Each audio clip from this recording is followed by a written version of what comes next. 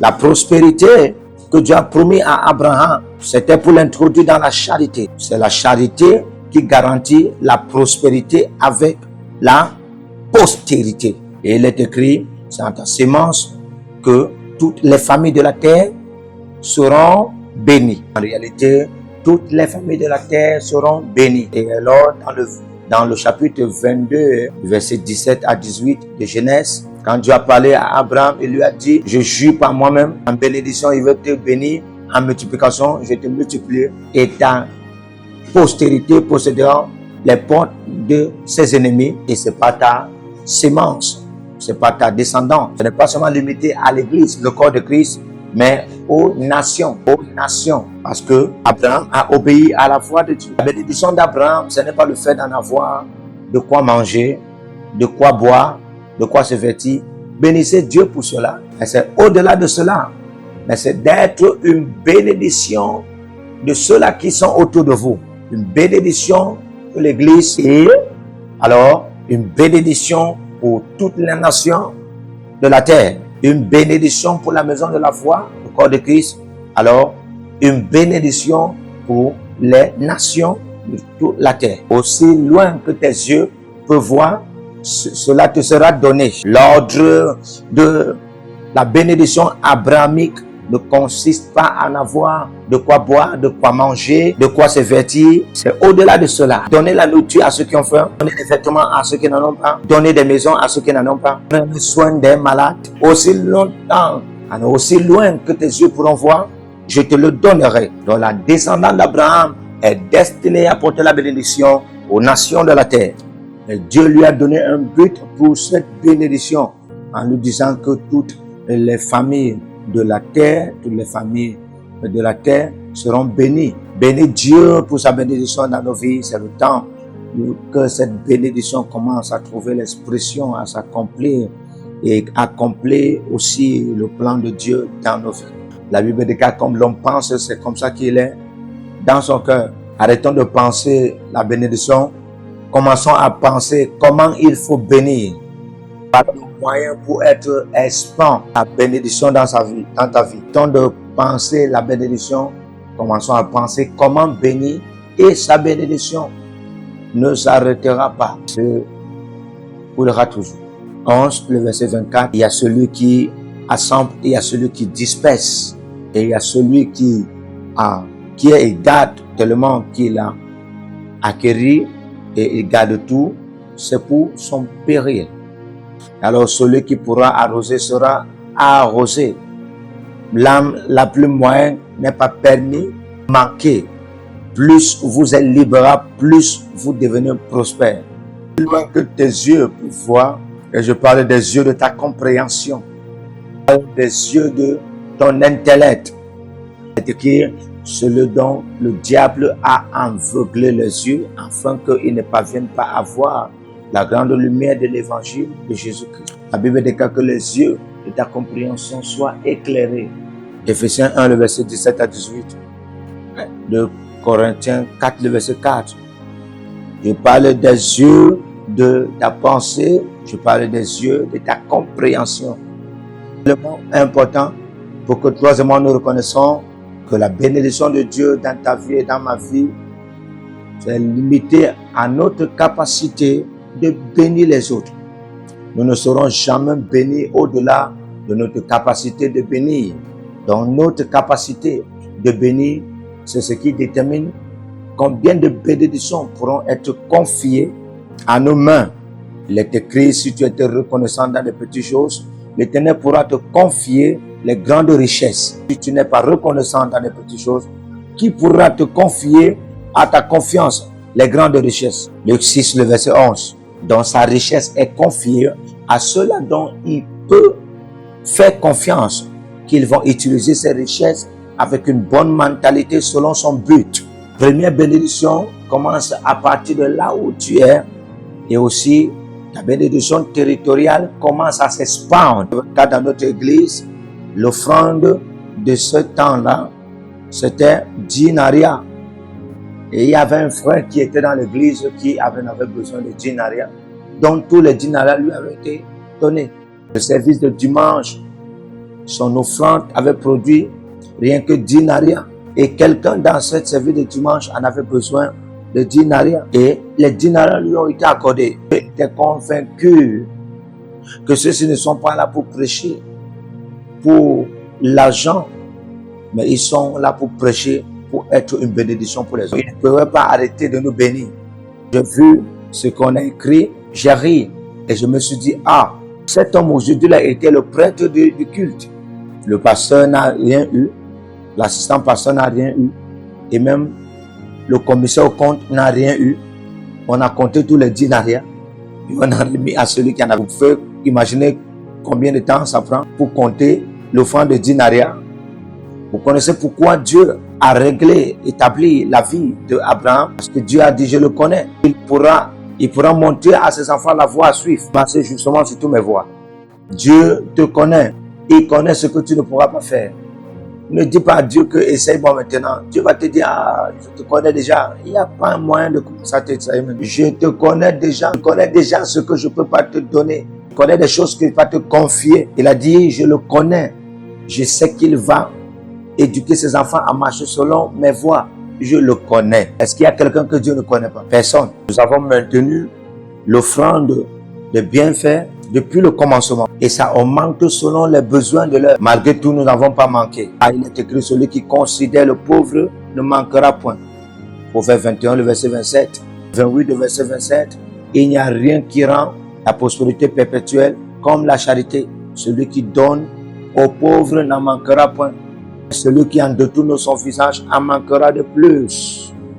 Quand vous ne donnez pas de gens à manifester la charité, vous devenez une victime des causes maléfiques. J'aimerais que vous compreniez ceci. La bénédiction abrahamique est une responsabilité pour la charité. Quel était le secret derrière la richesse inviable de Job? C'était la charité. Job 29, le verset 4. Comme cela était au jour de ma jeunesse, quand les secrets de Dieu étaient dans mon tabernacle, je me baignais sur le bain, sur la crème, et les ruisseaux libéraient de l'huile sur moi. Pourquoi? Parce que je bénis le pauvre qui pleure. Il y avait une raison. Il y avait une raison. La bénédiction financière, la fortune financière de Job était basée sur la charité. Lorsque nous vérifions le verset 12 de Job 29, et parce que je délivre le pauvre qui pleure et l'orphelin et celui qui n'a personne pour l'aider. Parce que c'était la racine de sa fortune inviable. Il a décrit le secret de sa fortune inviable du verset 1 jusqu'au verset 11. Et il a donné la raison au verset 12. Parce que je donne aux pauvres qui pleurent, à l'orphelin et celui qui n'en a pas et qui n'a point d'aide. Le secret derrière la richesse flamboyante et la prospérité de la nation américaine, c'est la charité. La charité. Le tsunami a frappé en Indonésie. En 3 semaines, les États-Unis ont rassemblé 3 milliards de la population pour donner à ceux qui étaient des victimes de ce tsunami. Il y a des gens qui rassemblent tous leurs biens trimestriels, annuels et mensuels, juste pour prendre soin des enfants démunis. C'est la raison pour laquelle la prospérité est dans la bénédiction pour toutes les nations. Comment nous pouvons expliquer la cause de la pauvreté d'une nation? Comment il peut en avoir plus et il y a plus de pauvreté? Quel paradoxe! Le budget annuel peut être compté de 28 000 $, 30 000 $.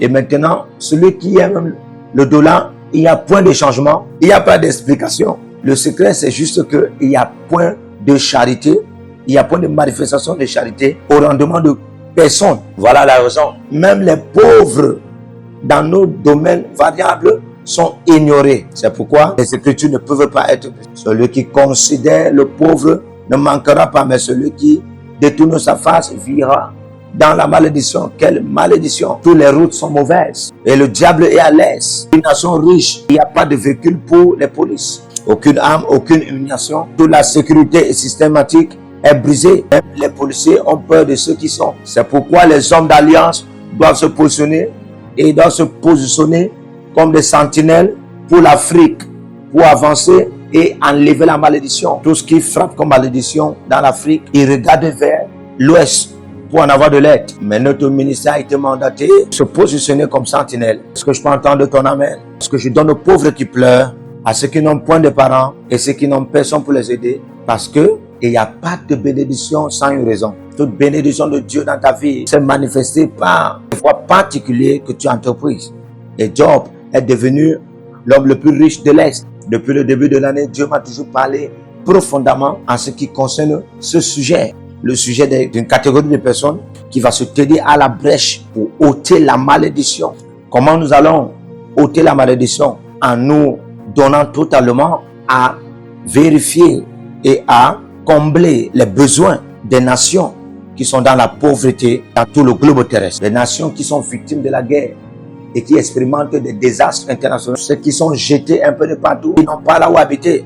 Au Kenya, au Rwanda, beaucoup de personnes vivent dans des trous comme des rats. Voilà la raison pour laquelle il donne la richesse, la fortune à son peuple. Du lieu où tu es, c'est là où cela doit commencer. Donc si je me positionne ici, je dis, nous devons produire 200 000 maisons au Rwanda. Nous devons en avoir cela en 1 minute. C'est ainsi qu'il faut ôter la malédiction. Et je vous ai toujours donné les détails de cette fondation que nous avons établie maintenant.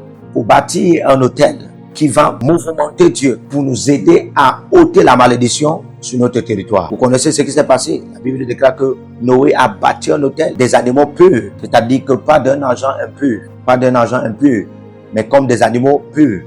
Ainsi, d'un argent pur. Toute personne dit de l'argent volé. Gens qui viennent comme une bénédiction de la part de Dieu.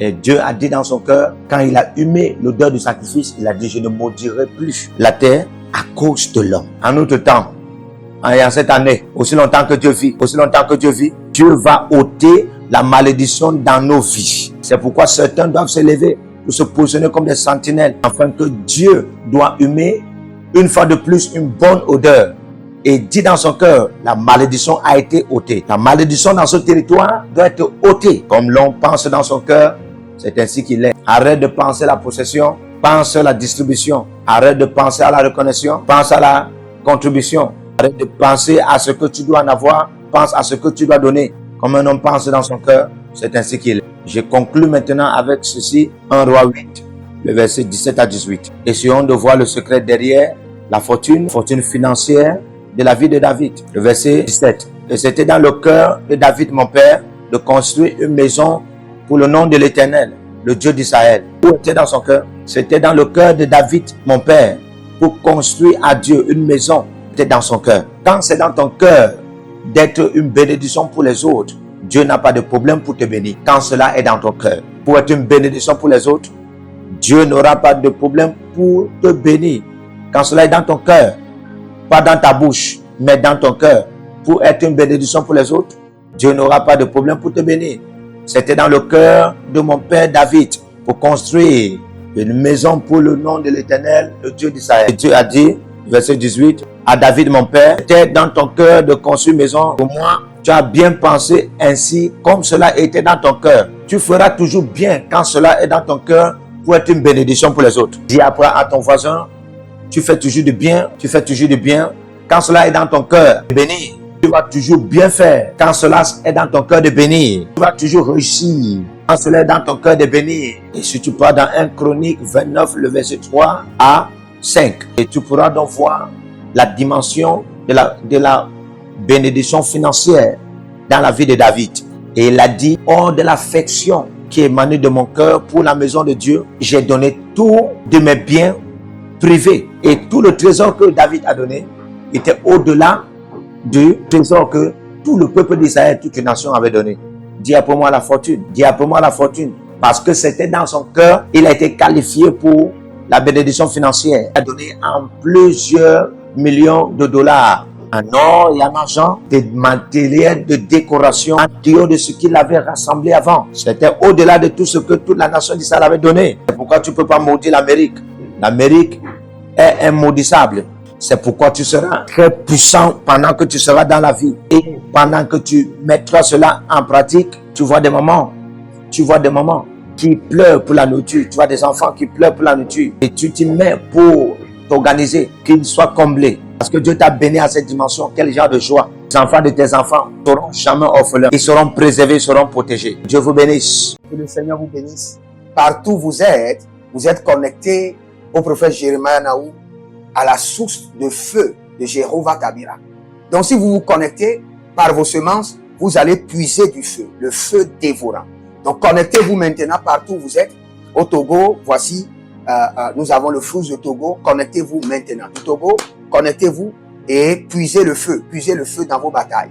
Vous êtes en Côte d'Ivoire, connectez-vous maintenant par MTN et libérez votre semence par Wave sur Flows ou comme sur MTN et puisez le feu dévorant du Saint-Esprit dans vos batailles.